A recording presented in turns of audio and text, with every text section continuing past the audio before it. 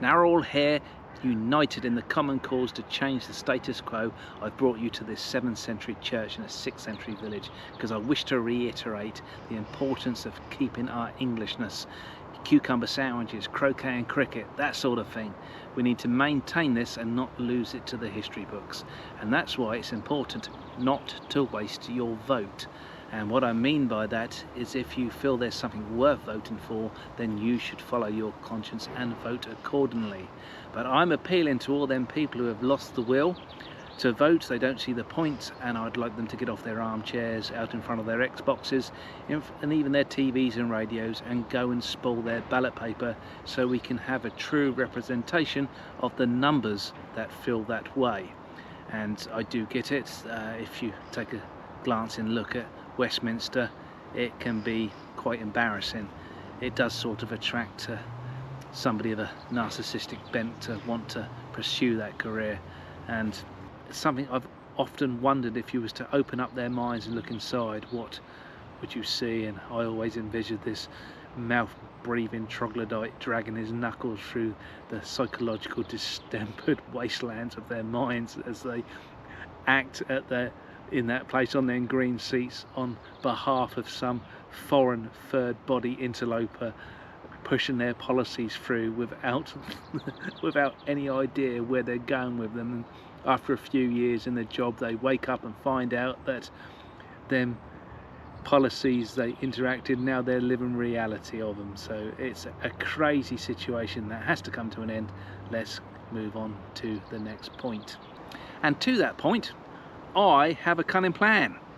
In fact, if you've got a moment, a plan that's so cunning that you could vaccinate it, wrap it up in 33 pieces of individual tinfoil, expose it to global boiling, open it up after a great reset, and it will still read like the Magna Carta, with the title being Cunning Plan. What is this cunning plan, I hear you ask?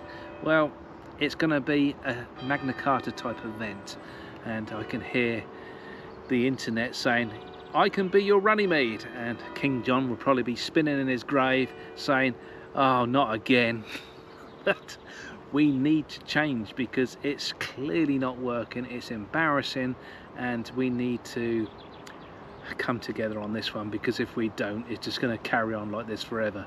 So let me go through the steps of what I propose is how we can change this charade, and that is step 1, obviously, is the mass spoiling of ballots. Then step 2 would be a letter to the King withdrawing the consent of the governed in the places where the spoiled ballots were a majority, if not all of them. And in that case, we need to write a letter of requirement. That could be step 3, to the King of what we require. And step 4 would be a referendum on the outcome of our requirements. And you could do this several different ways, by either offering up 3 or 4 different options, or having a multiple choice, and in each multiple choice you'd have the majority would win on each point, and that's the way we would see government then proceed. And step 5 would be to introduce rules around the incoming politicians, so it can't happen again what's happened. And I think one of the things we do need to change is the people coming in, we need to pay them.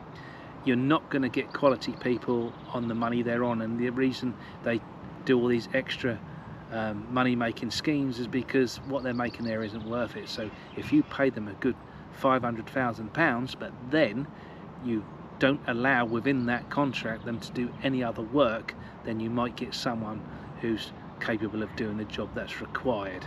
So that's step 4. And step 5 is, once we've been through this process, is to rewrite to the King and to return the consent of the government once we've got this charade out the way, because I even think the King must find it embarrassing now, and he must be yearning to change it, but he's got no way in his power to do it unless the people who he's the sovereign of come to him and say, we want this changed, because what's we've got on offer now, we can't change it within the system.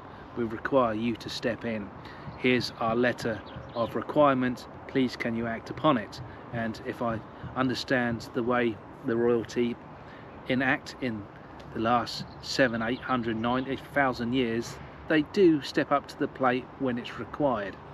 So that's why I've come here, and I brought with me obviously the Magna Carta, just a reminder this church was the oldest part 500 years old when this was written. So that gives you a clue of how important and how we can change things if we want to. If we come together, we can change, and I think it's important we do. Now, on a personal note, I do have health issues, which sometimes I can't enunciate words and pronounce words very well, and sometimes I say them around the wrong way. So just a personal note, you will see that in my videos, and I apologise for that now. It's lots of brain fog and stuff.